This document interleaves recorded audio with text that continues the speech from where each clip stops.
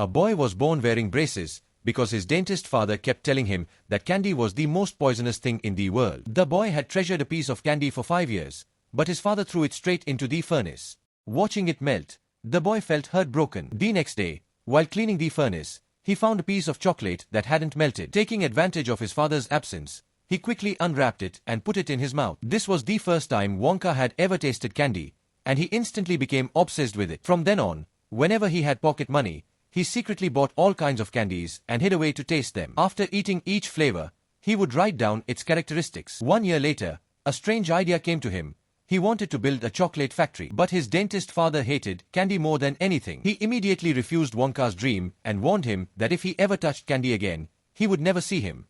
Wonka, however, had made up his mind. He packed his bag and left home. He wandered through many countries for 6 years, learning everything he could. But when he returned home, his stubborn father had moved the entire building away. Homeless and heartbroken, Wonka became even more determined to build his chocolate factory. 15 years later, Wonka's chocolate became world famous, and he built the largest chocolate factory on earth. A prince from India was fascinated with Wonka's chocolate and spent $6 billion to have Wonka build him an entire chocolate palace. Every brick, every piece of furniture, everything made of chocolate. The prince loved it so much that he decided to live in it forever. But Wonka's success attracted jealousy. Other candy makers hired spies to sneak into his factory and steal his secrets. Although they managed to copy the shapes of his candies, the taste was never as good. Because of these spies, Wonka suddenly shut down his factory without warning. 3 years later, smoke suddenly appeared from the chimneys again. The machine started running, and chocolate were being shipped out every day. But strangely, no one ever saw a single worker enter or leave. One night, many tiny people rode bicycles out of the factory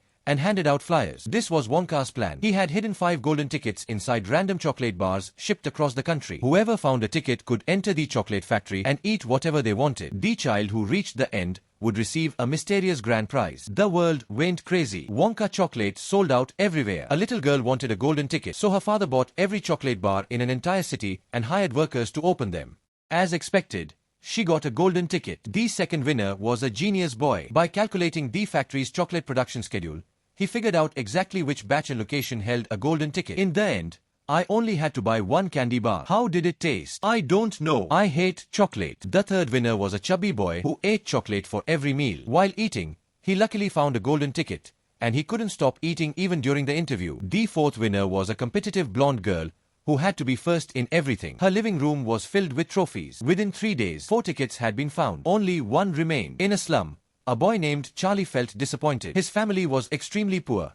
9 people squeezed into a 5-square-meter wooden house. Sometimes they didn't even have space to stretch their legs while sleeping. The only source of income was his father's job at a toothpaste factory assembly line. Staring at the distant chocolate factory through the cracked skylight, Charlie felt sad. His grandpa secretly called him over and handed him $5, his private savings from the past 80 years. He hoped Charlie might get lucky. Charlie bought a chocolate bar, and he and his grandpa closed their eyes and prayed.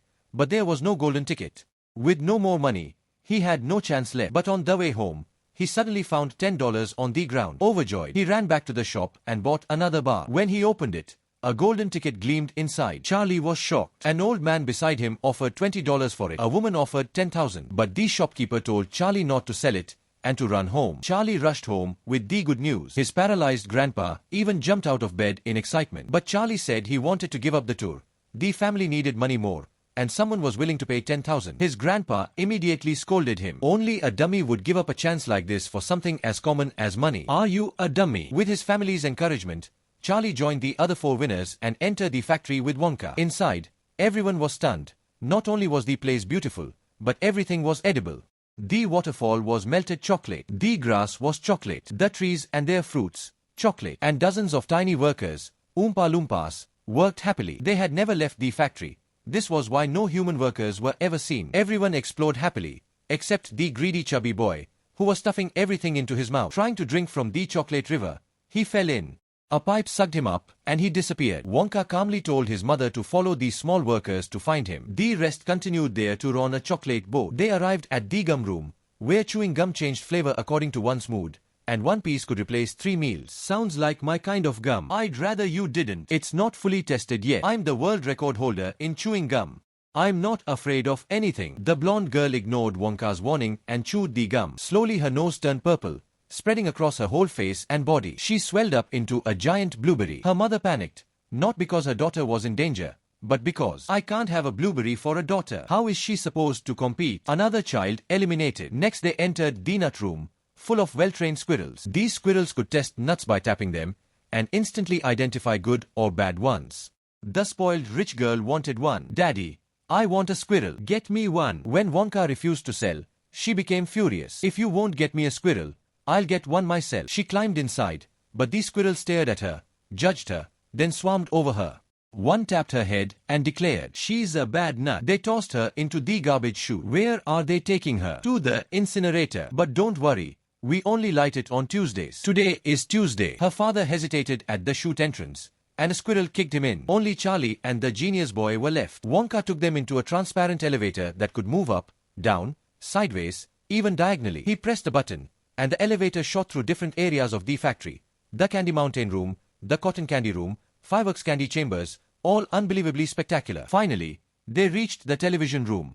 Everyone wore safety goggles. Wonka showed them his greatest invention, the television chocolate, a machine that could transmit chocolate through the air. A giant chocolate bar was placed on a platform. A flash of light, and the chocolate appeared inside the TV screen. Charlie reached in and pulled out a real chocolate bar. The genius boy lost his patience. He believed Wonka was wasting a great invention just to send chocolate. Ignoring his father's warnings, he climbed onto the platform and pressed the button. A flash. He sent himself into the TV, shrinking drastically. His father gently picked him up like a piece of paper. Wonka said he might be stretched back to normal in the toffee stretching room. Only Charlie remained. Wonka shook his hand warmly and announced he had won the grand prize. They blasted through the roof of the factory in the glass elevator. Below, the 4 eliminated children walked out, the chubby boy still covered in chocolate, the blueberry girl squeezed back to size but now rubbery, the rich girl crawling out of trash, and the genius boy stretched into a long thin paper figure. The elevator soared through the clouds and landed at Charlie's house. Wonka told the family he was giving the factory to Charlie. That was the grand prize. But Charlie had to leave his family and live in the factory alone. Charlie immediately refused. Wonka was stunned. To him, family was a burden. His father, the dentist who forced braces on him and banned candy, had made his childhood painful. Wonka's treasured Halloween candies had been thrown into the furnace. From that day, when he tasted the rescued chocolate, he fell in love with its flavor. He studied it, recorded flavors carefully, and dreamed of building the biggest chocolate factory in the world. But his father had angrily yelled, "No son of mine is going to be a chocolatier." "Then I'll run away." "Go ahead, but I won't be here when you come back." When Wonka returned after a few days, his father had literally moved the entire house away to avoid him. The trauma left Wonka unable to understand family love. Feeling rejected, Wonka left Charlie's home in sadness. But afterward, Charlie's family life slowly improved, while Wonka lost the desire to make chocolate. One day, Charlie met him again, and Wonka asked how he could feel happy again.